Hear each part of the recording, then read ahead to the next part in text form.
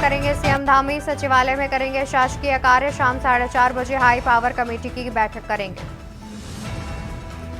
आज जनता के सामने रखी जाएगी 1:55 पर सचिवालय में सीएम शासकीय कार्य करेंगे। शाम 4:30 बजे हाई पावर कमेटी की बैठक होगी। सैन्य धाम निर्माण के संबंध में होगी बैठक। तो सीएम पुष्कर सिंह धामी का आज का कार्यक्रम आपको बता रहे हैं।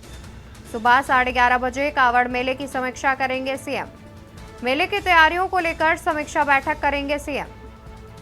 1:55 पर सचिवालय में सीएम करेंगे शासकीय बैठक। मेले की तैयारियों के संबंध में भी समीक्षा बैठक करेंगे।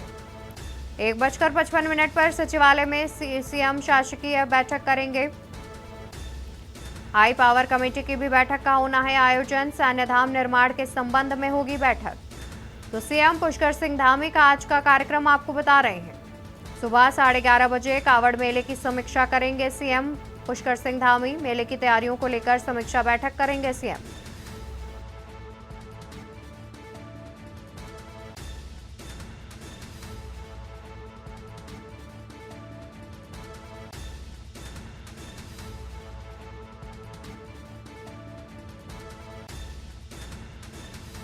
अंत में होगी बैठक। तो सीएम पुष्कर सिंह धामी के आज के कार्यक्रम के बारे में आपको बता रहे हैं, जहां पर सुबह 11:30 बजे कावड़ मेले की समीक्षा करेंगे सीएम। मेले की तैयारियों को लेकर समीक्षा बैठक करेंगे सीएम पुष्कर सिंह धामी। 1:55 पर सचिवालय में सीएम करेंगे शासकीय बैठक। मेले की तैयारियों के संबंध में समीक्षा बैठक करेंगे सीएम। 1:55 पर सचिवालय में सीएम शासकीय बैठक करते हुए नजर आएंगे। सैन्य धाम निर्माण के संबंध में होगी बैठक। तो सीएम पुष्कर सिंह धामी के आज के कार्यक्रम के बारे में हम आपको बता रहे हैं, जहां पर सुबह 11:30 बजे कावड़ मेले की समीक्षा करेंगे सीएम।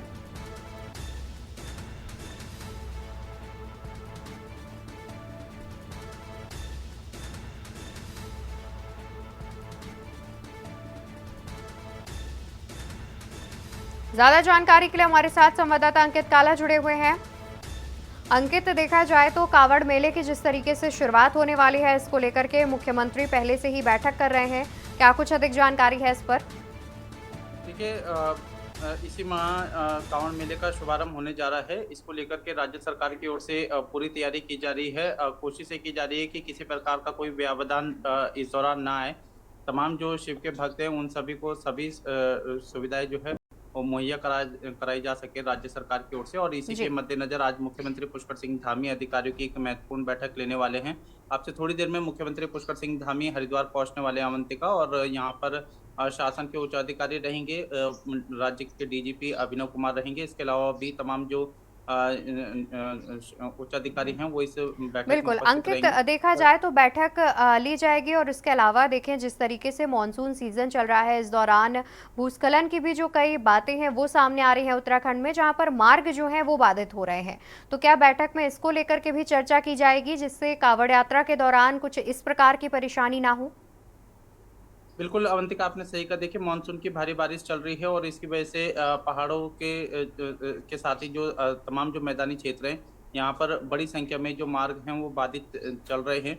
इसकी वजह से लोगों को काफ़ी दिक्कतें हो रही है। बद्रीनाथ का जो राष्ट्रीय राजमार्ग है वो भी इस समय बाधित चल रहा है। तो सरकार की ओर से प्रयास किए जा रहे हैं कि जल्द से जल्द इन सभी मार्गों को दुरुस्त किया जाए। तो संभवतः आज बैठक में मुख्यमंत्री पुष्कर सिंह धामी अधिकारियों को ये निर्देश देते हुए नजर आएंगे कि जो बंद सड़कें हैं उनको जल्द से जल्द खोला जाए। और इसके अलावा चूँकि उत्तराखंड की चारधाम यात्रा भी गतिमान है और इस बीच अब कांवड़ मेले को लेकर के भी तैयारियां शुरू हो गई, तो निश्चित ही राज्य सरकार के लिए काफ़ी चुनौतीपूर्ण ये दोनों ही यात्राएं रहने जा रही है। लेकिन मुख्यमंत्री पुष्कर सिंह धामी का कहना है कि सभी तैयारियां पूरी कर ली गई है। 7,000 से ज़्यादा जो पुलिसकर्मी हैं वो कांवड़ मेले की सुरक्षा में तैनात रहेंगे।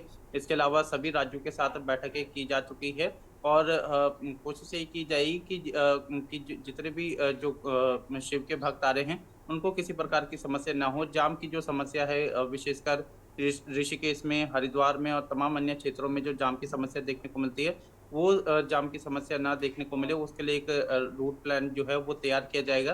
तो आज इन्हीं सब मुद्दों को लेकर के चर्चा की जाएगी, जिसमें जाम की समस्या है, मूलभूत सुविधाओं की बात करें, चाहे फिर वो सुरक्षा व्यवस्था की बात करें, तो इन तमाम बिंदुओं को लेकर के आज मुख्यमंत्री की अध्यक्षता में ये बैठक शुरू होने जा रही है बिल्कुल, सुबह यानी साढ़े कि 11 अंकित बजे देखा हरिद्वार जाए में। तो कावड़ यात्रा को लेकर के कई ऐसे अहम पहलू हैं जिसमें इस बैठक में चर्चा होगी और साथ ही इसके समाधान भी किए जाएंगे और तैयारियां भी विशेष रूप से की जाएंगी। बहुत शुक्रिया आपका अधिक जानकारी दर्शकों तक पहुंचाने के लिए। तो आपको बता दें, जहां पर मेले की तैयारियों को लेकर मुख्यमंत्री एक समीक्षा बैठक करेंगे और इस दौरान तमाम ऐसे जो मुद्दे हैं उन पर चर्चा की जाएगी और तमाम तैयारियों को लेकर के मुख्यमंत्री दिशा निर्देश देते हुए भी नजर आएंगे।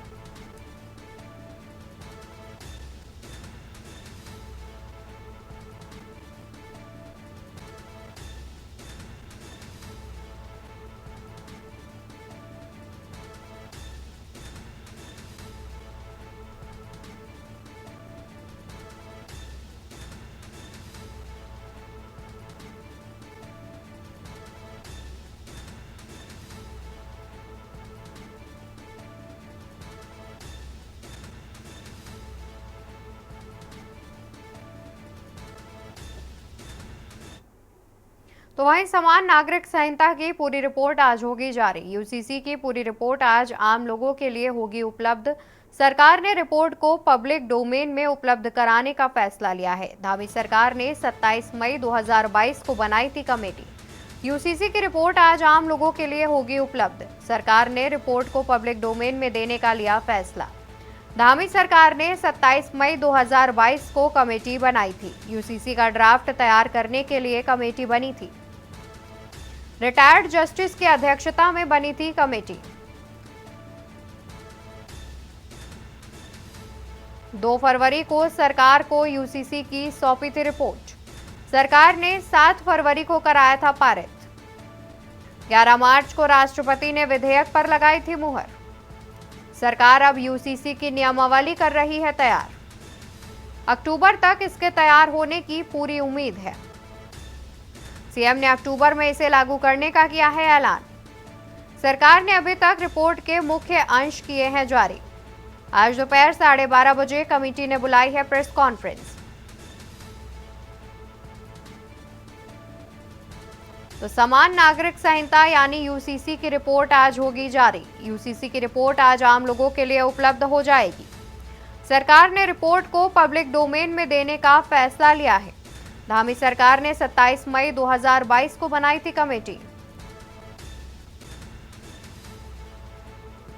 रिटायर्ड जस्टिस की अध्यक्षता में कमेटी बनाई थी।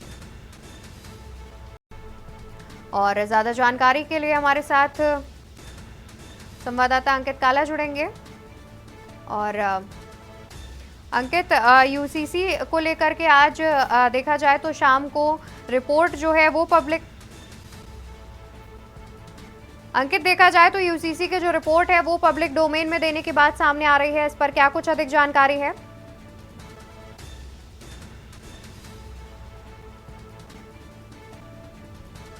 को भी उपलब्ध हो सके और आज इसी संबंध में दोपहर 12:30 बजे राज्य अतिथि गृह में प्रेस कॉन्फ्रेंस का भी आयोजन किया गया है। जो यूसीसी के लिए गठित जो समिति है उसकी ओर से इसके बारे में जानकारी दी जाएगी और अधिक जानकारी दी जाएगी कि किस तरीके से लोग इस ड्राफ्ट को पढ़ सकते हैं।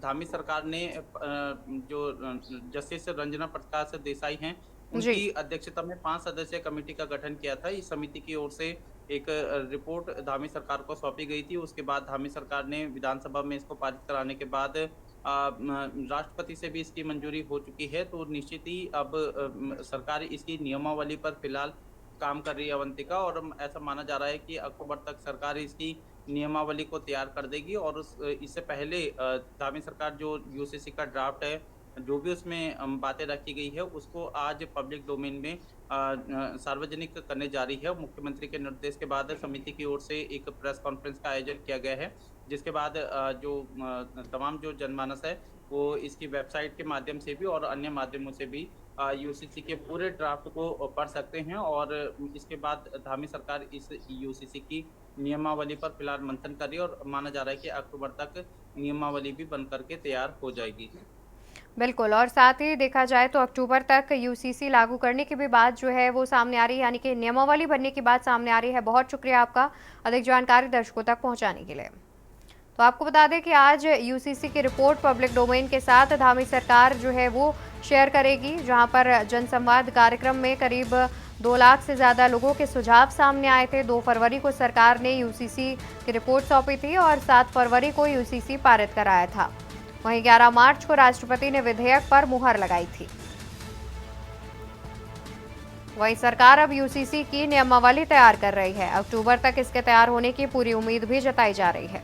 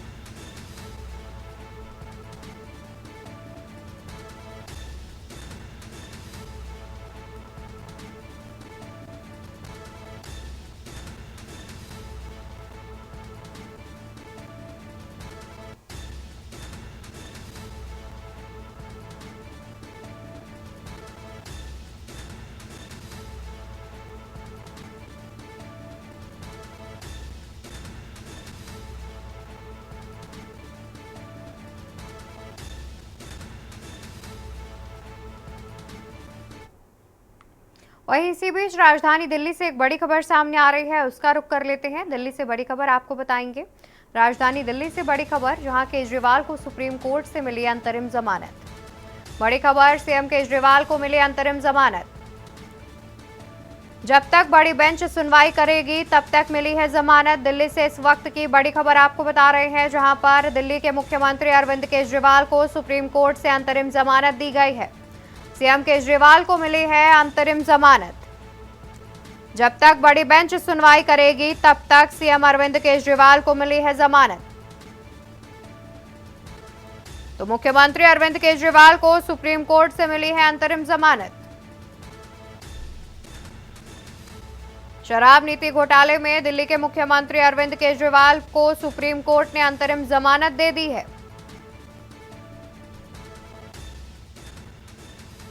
तो मुख्यमंत्री अरविंद केजरीवाल को अंतरिम जमानत मिली है।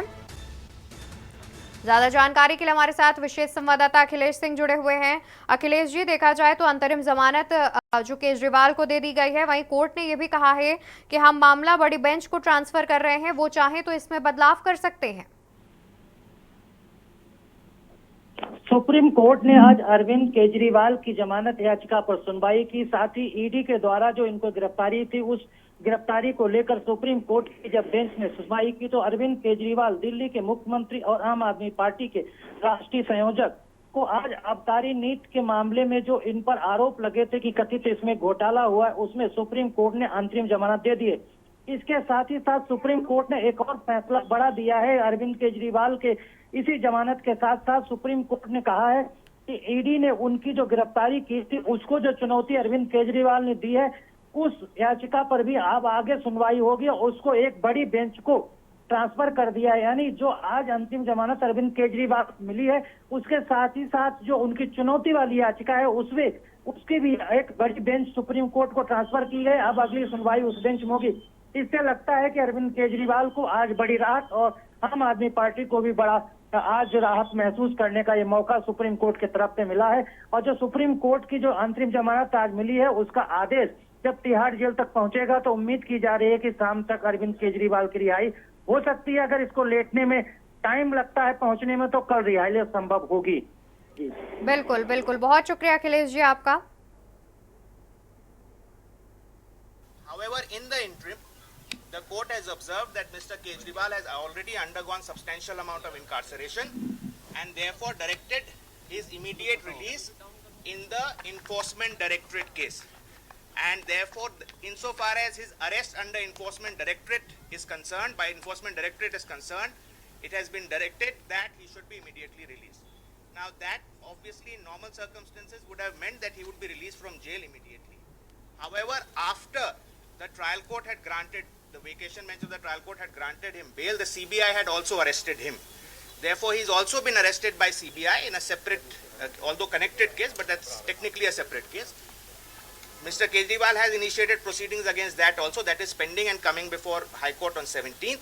So depending on the outcome of the CBI case, his actual release from jail will depend on that. But insofar as ED is concerned, he is no more required to be in custody as per the Supreme Court order in the ED matter.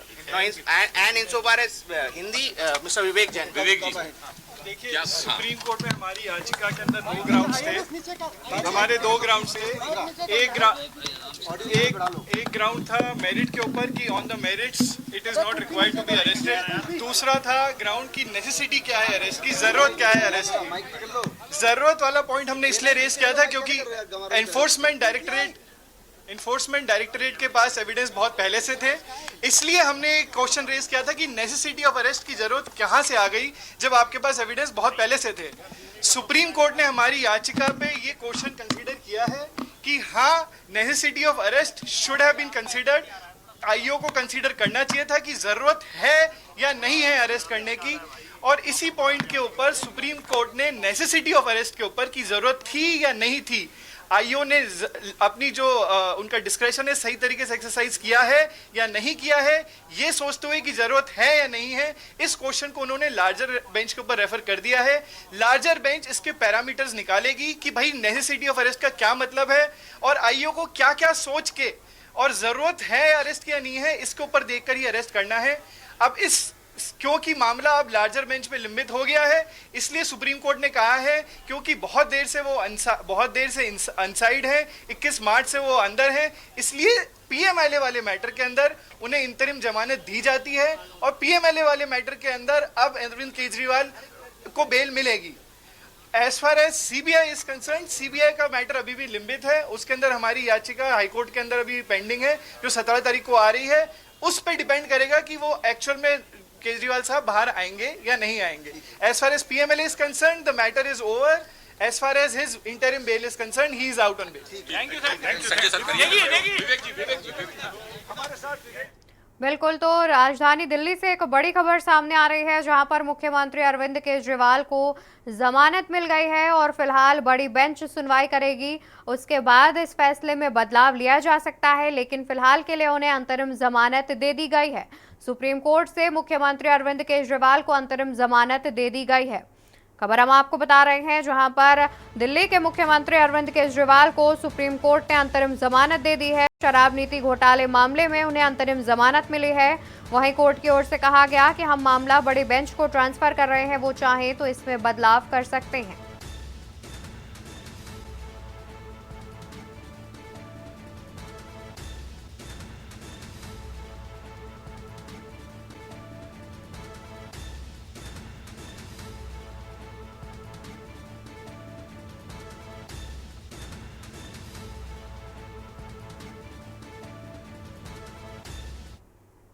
दोबारा से रुक करते हैं उत्तराखंड की खबरों का। खबर आपको देहरादून से बताएंगे जहां पर प्रदेश के 7 जिलों में भारी बारिश का अलर्ट जारी।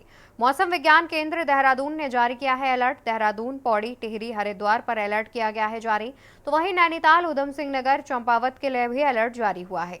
मौसम विभाग ने लोगों से सतर्कता बरतने की अपील की है। आपको बता दें कि भारी बारिश का अलर्ट मौसम विज्ञान केंद्र ने जारी किया है जहां पर प्रदेश के 7 जिलों में भारी बारिश का अलर्ट जारी किया गया है।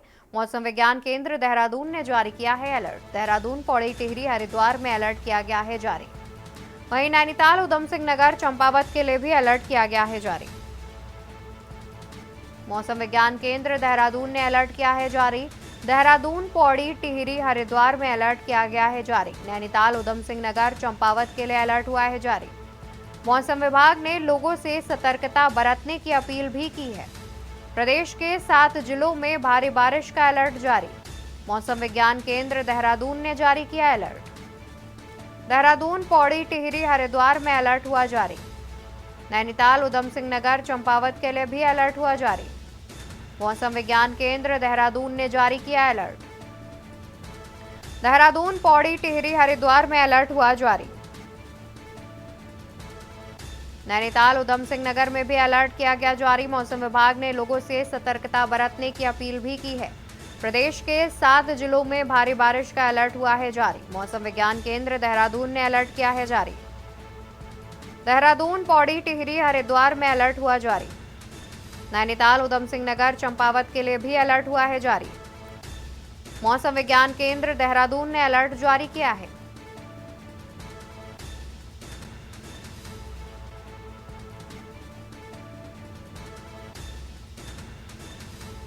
मौसम विभाग ने लोगों से सतर्क रहने की अपील भी की है। तो बता दें कि प्रदेश के 7 जिलों में भारी बारिश का अलर्ट मौसम विज्ञान केंद्र ने जारी किया है।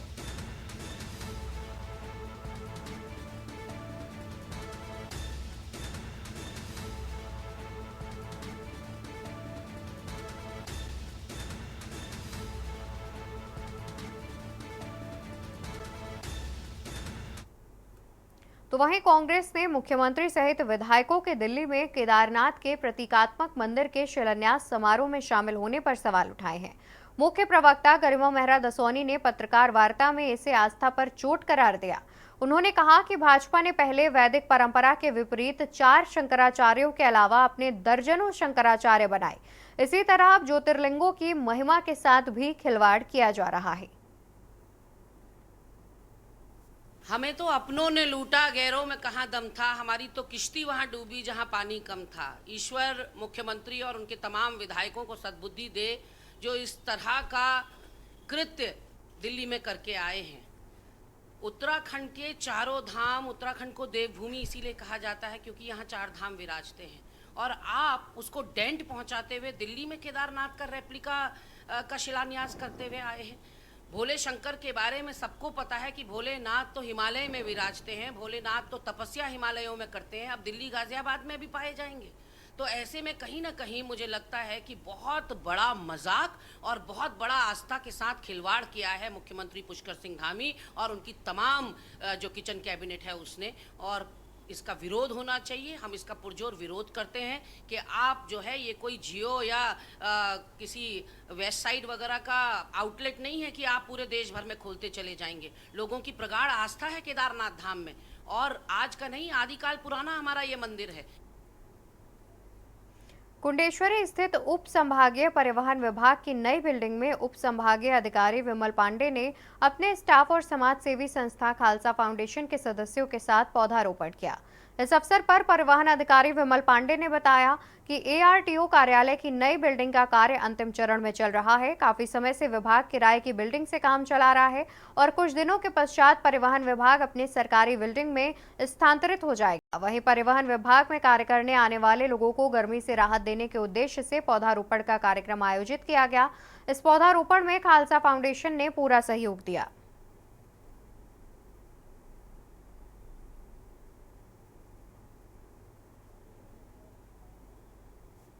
को पर्यावरण संरक्षण को लेकर के वृक्षारोपण सभी को करना चाहिए, जहां मौका मिले, जहां अवसर मिले, जिसे सोशल फॉरेस्ट्री कहते हैं, अर्बन फॉरेस्ट्री कहते हैं।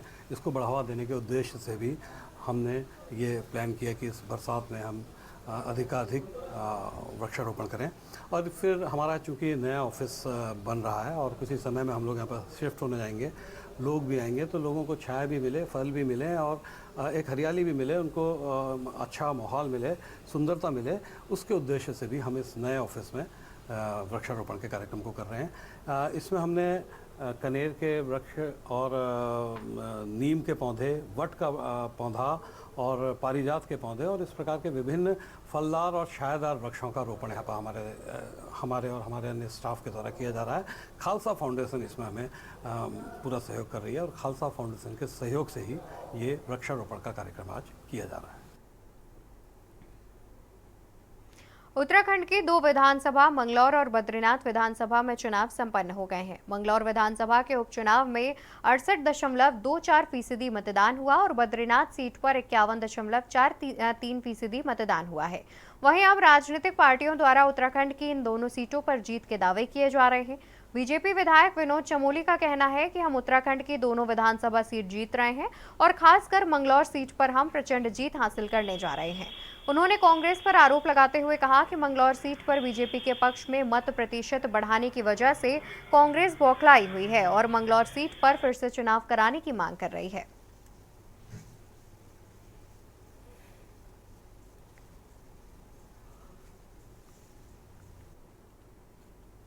और खबरों में मेरे साथ फिलहाल के लिए बस इतना ही। आप देखते रहिए के न्यूज़ इंडिया। नमस्कार।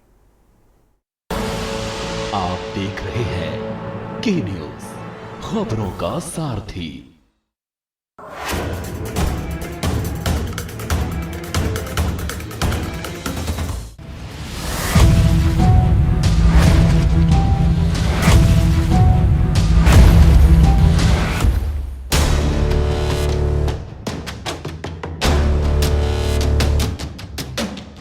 देश के हर गांव, हर शहर उठेगी खबरों की लहर। रोज होगी आपकी बात, जब मैं करूंगी देश की बात।